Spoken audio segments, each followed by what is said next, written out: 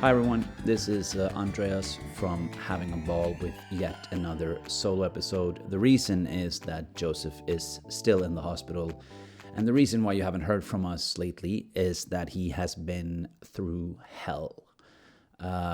Just a roller coaster emotionally and physically and everythingly, which is not even a word, that none of us can either relate to or understand or feel. We can just witness it and be there for him and acknowledge that yes, it is a drag.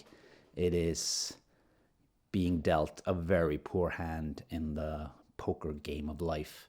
This is going to be a short episode with just a lot of information from the hospital. Not as long as the last time I did a solo episode. I'm just gonna provide you with details about what happened, given to me by Anne-Marie, who I've been in close contact with, Joseph's mother, and I've also had a sporadic dialogue with both Kevin and Larry, Joseph's brother and dad. I gotta hand it to Anne-Marie. I mean, all of them are troopers, all of them are great, but Anne-Marie is definitely in the running of Mother of the Year. Mother of the century, maybe. If we all had a mother like Anne-Marie, the world would be a better place. But they've all been there every single day, and Anne-Marie has kept me updated with both phone calls and a lot of texts. So I think the only way to do it justice is for me to sort of read what happened, and I'll fill in some information every now and again. But if I don't maintain eye contact, that's just because there's a lot of information here. So you remember the last episode, the very long one, where Joseph and I spoke, and it was thanks to the morphine. That's the first time Joseph was really, truly given pain-relieving medications. They struggled for a while to find the right dosage, but once they found the right dosage, he no longer felt any pain physically, which was a huge boost for his morale. But that's not to say that it was a walk in the park. On the contrary, Joseph was, as you know, admitted to the SHUV, the huge hospital in Lausanne, the day before the last episode. And he had a total 3 days of high-density chemo. 2 days after the chemo, they gave him back half the stem cells they had harvested from him. And to quote the text here, that's when the horror began. They called it day 0. I mean, the doctors called it day 0. Joey's aunt, who's a nurse, said that, and I quote, "Only the devil himself could have cooked up such a god-awful treatment." And that's not exactly a cozy message. He had a few friends visiting the first chemo days, which went relatively smooth, but by day 2, he was not up to visitors anymore, except for his mom, his dad, and brother. He couldn't read, or he didn't want to read, which was weird considering Joey always reads. He couldn't watch anything on the computer. He couldn't play PlayStation. Basically, he's just spent the days doing nothing because it was a shit show, more or less. And let's continue reading. Then followed 10 days of horror, or as one of the oncologists called it, rock and roll time. Constant vomiting, diarrhea, spitting up foam, the awful cough, high fevers because of infections, sores in his mouth. It was absolutely exhausting for Joey. By day 2, he had no immunity left, as in his immune system was completely evaporated, shattered by the treatment. So everyone had to put on surgical masks and gowns and keep a distance because anything and everything could really do damage. Only one family member could be with him at a time because there was too much risk with more people in the room. On day 7, they started injecting him with neoprene? Not sure, I'm not a doctor, as we've well established on this podcast, which caused general malaise and backache. And this was in order to boost his white blood cells. He also got daily transfusions and platelets, which I'm guessing is something to do with blood plates. He was on morphine around the clock, as well as a vast array of antibiotics. There were constant blood tests, x-rays, and scans. Doctors came by each day to check on his progress, but it really felt that it would never end. Eventually, he couldn't eat, so he got a feeding tube through his nose, which was apparently god-awful. He vomited it back up, and they had to put the feeding tube in his arm. Either here, I'm not sure. Earlier, he only had one of those so-called PICC lines. Now he had several in both arms, his portocath and his groin. So he was basically hooked up to tubes everywhere. The nursing care at the SHUV has been amazing. Completely outstanding. And to quote Anne-Marie, this is absolutely essential as your world shrinks dramatically when you are so ill, so dependent on others. And although he sometimes lashed out because he felt so absolutely miserable, he was always quick to thank his nurses for being there for him. And they truly have. So if you're watching this, nurses and doctors at the SHUV, on behalf of all his friends, all his family, all his viewers, all his fans, thank you so much. We appreciate it tremendously. 2 weeks after he was admitted, he started getting very short of breath. He had already been on oxygen for several days, but now it quickly got worse. His heart rate went up to 200, and he was dangerously close to having a stroke. So he was admitted to the ICU, and he was there for a very long time.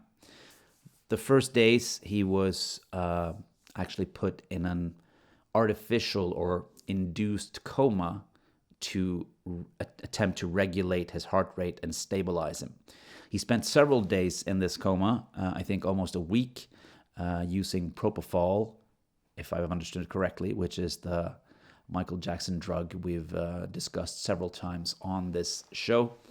They also found it very difficult to extubate him from the coma, which means to wake him back up, because his system, as soon as he approached any sort of consciousness, became agitated, and it was too big of a risk several times to try to bring him back. But they had to bring him back from the coma to do several tests that required him to be awake. Since then, he has woken up. He's had guests. It's been better, but that's not to say that it's going well. But he's back from the ICU. He's in a room with the most beautiful view of Lausanne, which is the mountains and the sun, and beautiful. And he's been able to watch a few movies, and he's had friends over, which is good. Thumbs up to everyone. It feels weird talking about Joe, because he's probably going to watch this. Hey, Joe, love you, buddy. Talking about him as if some case of this happened, that happened. But he's obviously, due to the induced coma and the feeding tube, he hasn't gotten a lot of real nutrition for weeks. So he's very thin, and he's very weak, obviously, because he's been lying down for a month or two or whatever it is. Like I said in the intro, none of us can relate. None of us can or should compare it to any other situation. So please don't say this is just like when my aunt had cancer or my neighbor or whatever. This situation is horrifying and unique for Joe, and I can understand that he's tired of being told it's going to be okay, or being told chipper things to lift his spirits. Obviously, it's a good thing, but it's a good thing that people care. He appreciates that very much. But it's a fine line between what you have the energy to process, being compared to others, or being given a sort of hanging tight thing. He is hanging on tight. It's been, like I said, a roller coaster, both physically and emotionally. Anne-Marie said that watching someone suffer that much, and especially your own son, is the most heartbreaking experience she's ever had. And we can only imagine that both Larry, Anne-Marie, and Kevin feel that way, because you're in a position where your baby boy is lying there and you can't help him. You can hold his hand, you can be there for him, you can talk to him, you can. He knows he's loved and he loves them back. That's obvious, but they can't help the actual illness, and that's heartbreaking. But I've spoken a little bit to him, not as often as usual, because I think he turns off his phone every now and again. I would too. He has enough on his plate, but got to give it to Joe that even though he has been through hell and he is still in hell in terms of the treatment and the journey, he still every now and again finds time to crack a joke, because that's who he is.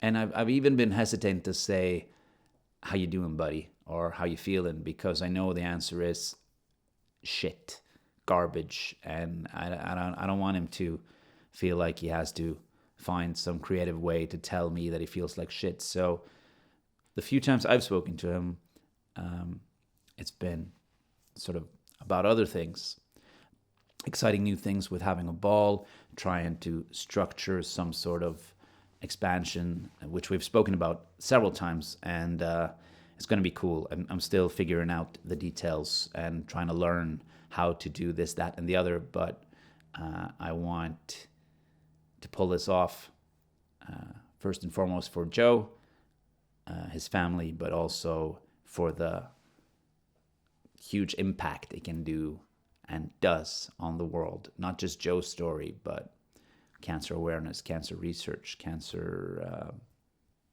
attention. He sends, like I said, he sends jokes. He had a little pitch about a horror film for me the other day, which was quite funny. I'll let him pitch it when and if we record a new episode. Obviously, hoping that'll be the case. But yeah, it's difficult. It's still gloomy. His heart is still very weak, which is why they're doing absolutely everything they can and monitoring everything they can in the hospital. His fate is in their hands, so to speak, and luckily they know what they're doing, and they're following up everything like super pros. So once again, so grateful for that. All right, I said this was going to be a short episode. I guess I lied again. But Joe, if you're watching this, on behalf of all of us, as usual, we miss you. We love you. We obviously want you to beat this, but we also respect that there's no way any of us can relate to what you're going through. And like I said, it's a really bad hand in the poker game of life. Anyway, I'll let you know when we have news, and stay strong, Joe. See you soon.